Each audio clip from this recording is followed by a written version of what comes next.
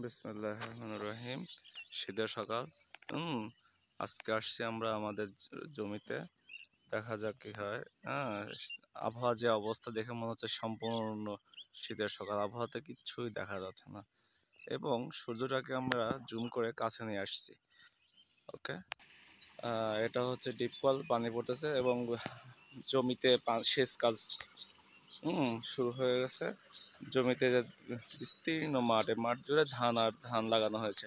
এখন যাব আমরা আমাদের ধানের চারার কাছে। আমরা আমাদের কাঙ্ক্ষিত গন্তব্যস্থলের কাছে চলে আসছি। এই হলো আমাদের ধানের চারা ক্ষেত, যেখানে আমরা জিরাশাইল ধানের চারা রোপণ করেছিলাম।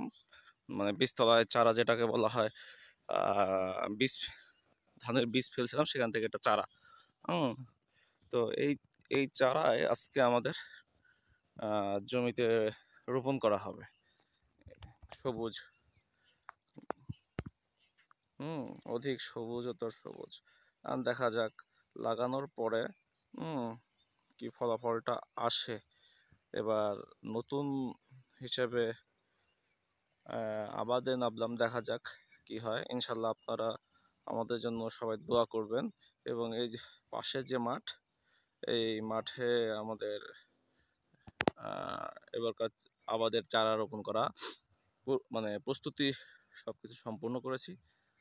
ইনশাল্লাহ আল্লাহ সহায় থাকলে ভালো ফলাফল পাবো ইনশাল্লাহ।